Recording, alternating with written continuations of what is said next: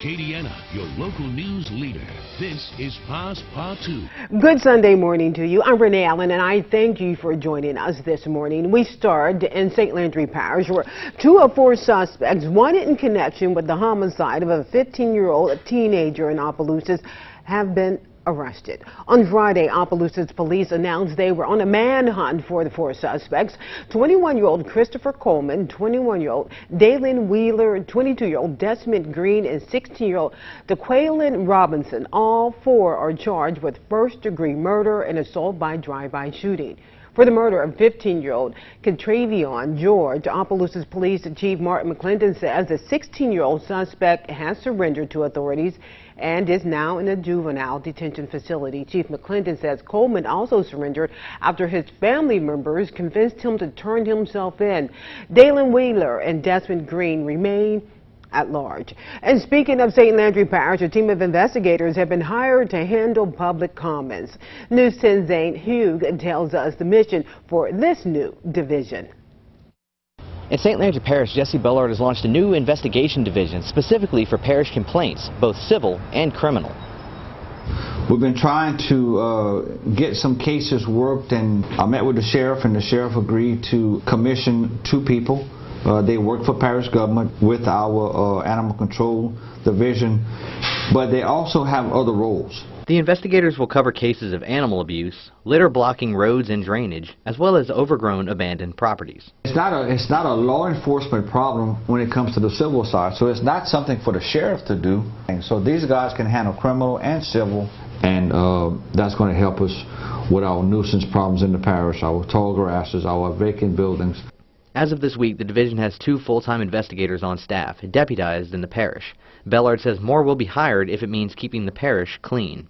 You know, these guys are they're taking their job seriously, like it should be, because it's a problem across the entire parish. But we're hoping these 2 people can do that, and if it gets to the point where they can't, then we will hire more people to make that happen. Investigators made their first arrest on Monday with charges of animal cruelty. In St. Landry Parish, I'm Zane Hogue for KLFY News 10. Meanwhile, in some national news for you real quick, 1 person is dead and more are injured after tornadoes ripped through Texas, Oklahoma, and Arkansas on Friday night. The storm sent families scrambling for shelter and damaged or destroyed homes in several of those communities there. Bradley Blackburn fills us in. Oh man, we just lost electricity! In Powderly, Texas, Friday evening, residents ran for cover as a possible tornado moved by their house, sending debris flying and snapping trees.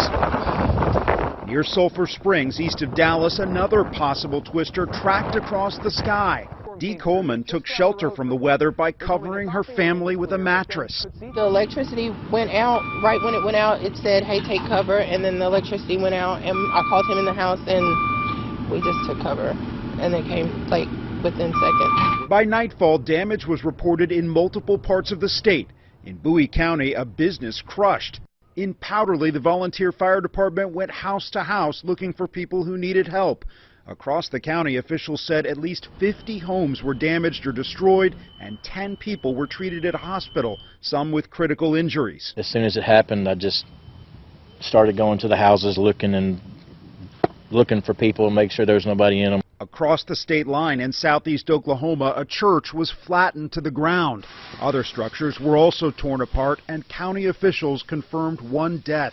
In Arkansas, damage was reported across the northwest part of the state. And in Hopkins County, Texas, multiple homes were damaged. Jason Allen with CBS Dallas was there on the ground. The tornado picked that house up, and it moved it, and it redeposited it over here, a good 50 to 75 feet away. Survivors picked through the debris, recovering what they could as a long cleanup process begins. Bradley Blackburn, CBS News. Yeah, we're told that there are churches in the area that have opened their doors as shelters for many of those families there.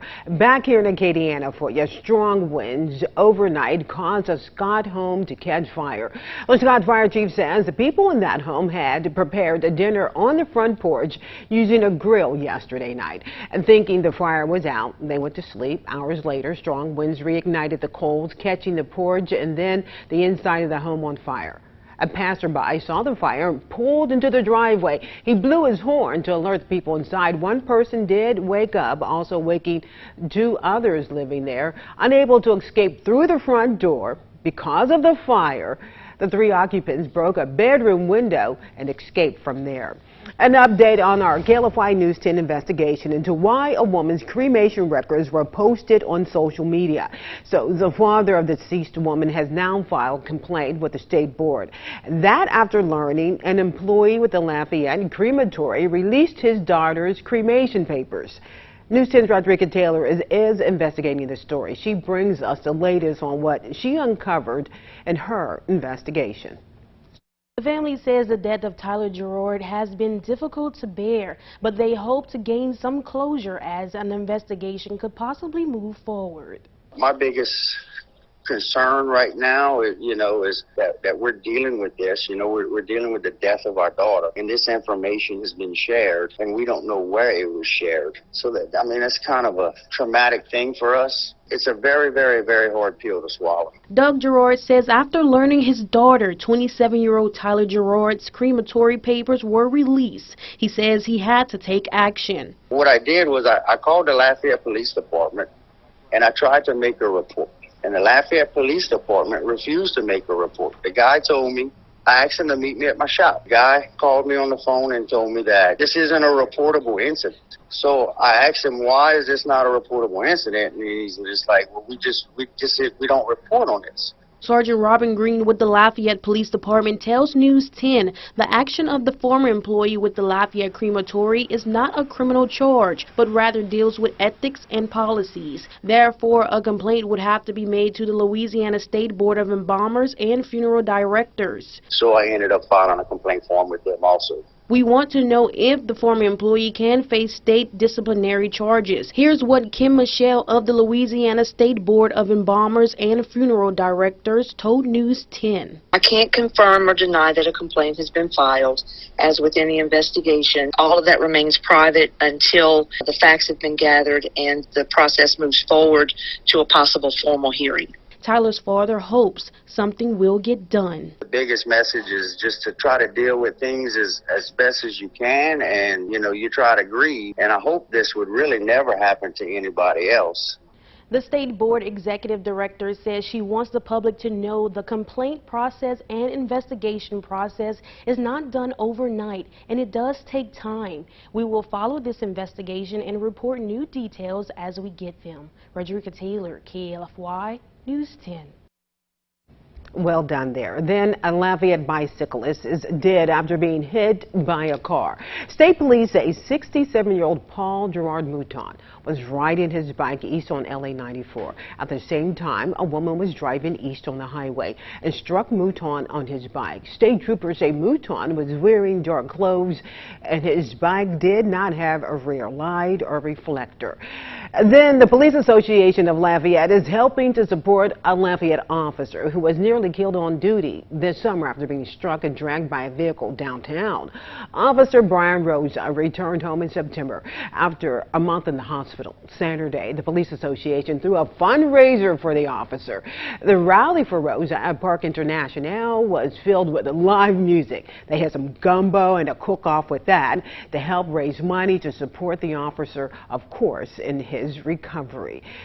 In this final weekend before Election Day, the race is on to reach voters, especially in key battleground states. In Pennsylvania, President Biden and former President Obama held a rally while former President Trump campaigned in another part of the state. Once again, here's Bradley Blackbird.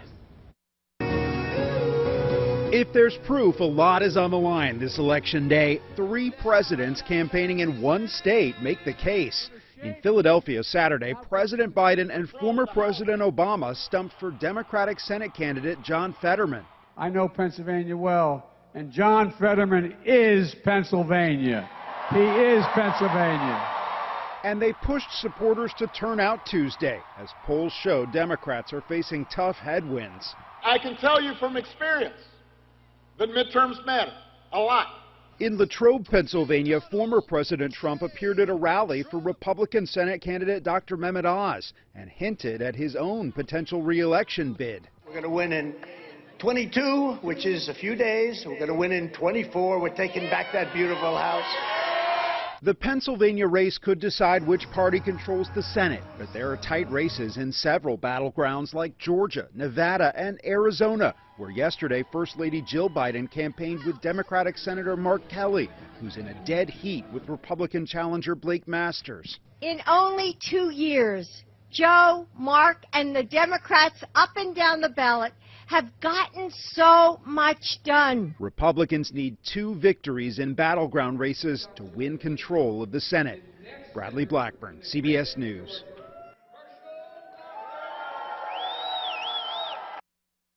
All right, speaking of control, we need some control here when it comes to the weather. We're getting a mix of everything, it feels like, in the past 2 weeks. At first, we had a lot of heat, then it's cool and muggy. That's kind of what we got today, and just a little bit of everything. Yeah, we had storms yesterday morning. We had a cold front yesterday morning. Now we're getting a warm front this morning. Okay. So things sort of all over the place. Let's take a look at temperatures for this morning. Notice the difference here. 48 in Shreveport, 71 in Lafayette. So that right there is a clue that something is going on. We have a warm front that's situated right across the area. 71 in Lafayette, 74 in New Iberia, 68 in Opelousas. And here's live Doppler 10. We're actually seeing some showers across the area. We were thinking about 20% today. I have increased that to 30% because these showers are coming in a little more numerous than what models were showing yesterday. But that typically can happen with a warm front, and this is much needed rainfall as long as we don't get too much rainfall at one time. But it looks like these storms are progressing from southwest to northeast pretty quickly. Satellite radar shows this warm front lifting northward now, and that's why we have the cloud cover, and that's why we have the shower activity out there for this morning. And we could see some more of that this afternoon. Partly sunny skies is what I'll call it for today. Temperatures warming quickly. We'll be warming up to the mid-80s later on this afternoon. Here's future track. It shows these clouds continuing to stream northward. I think more of the showers will be across central parts of the state later on this afternoon. We're probably getting our shower activity for the day right now. And for tonight, some low clouds still hanging across the area. For tomorrow, a mix of clouds and sun, but maybe a little more sunshine for tomorrow, but some warm temperatures ahead. We'll be warming up into the mid-80s for this afternoon. Cooling down only to the upper 60s, lower 70s for tonight. Right back in the mid-80s for tomorrow. Definitely not feeling like November, not feeling any cool weather anytime soon. Maybe by the weekend we could finally try to get another strong front through here. But southerly winds today continuing to bring in more moisture and more humidity, more warm temperatures. South winds at about 6 to 14 miles per hour. So here's the upper level situation. We have a couple of troughs here, but they're mainly to our north. The main jet stream has been pushed to the north, and that's why we're not really seeing much. If anything, we're seeing high pressure building right across the area through Monday, Tuesday, and Wednesday. That's why we're going to see the very warm temperatures. This trough will be slowly working eastward, but it will take its time getting here. And this will be a pretty strong trough, it appears. And then this little red area that you see, this little circle, this could be a tropical system trying to work towards Florida later on in the week. But the good news, this trough here will be moving in just in time to push this mainly to our east, so we're not expecting any sort of tropical situation here across Louisiana. It's very hard to get a tropical system this far north and west in November. We have a lot of fronts coming in every few days, and it keeps the tropical systems at bay. So speaking of the tropics, we are continuing to monitor this system that the GFS is picking up on. It's right here near Hispaniola, Puerto Rico, continuing to work northward. Still very broad and very disorganized, but the National Hurricane Center is giving it a high chance for development here as it continues to work northward, and then it will make a bend back to the west, and it could impact Florida as a tropical system later this week. It looks like Thursday or Friday. Here is a GFS model. This broad low continues to work northward towards the Bahamas, a bend back to the west, maybe southwest, and a tropical system develops around Wednesday, moving into Florida by Thursday and Friday. GFS tries to actually bring it over the the eastern Gulf, the extreme eastern Gulf, but then that front will be coming in, and it will sweep anything trying to move in our direction off to the east towards the Florida Panhandle or across the southeastern United States. So 84 your high today. Showers possible, 30%. Most of that probably coming in this morning. 7-day forecast shows warm temperatures Monday, Tuesday in the mid-80s, lower 80s Wednesday, 70s Thursday and Friday. Notice temperatures dropping again, though, by Saturday. Could be getting another front in here. All right. We thank you for that, Trevor. Coming up, a New Iberia mother speaking about the dangers of bullying after her daughter was attacked during a football game. We'll get the latest for you on that. That's next.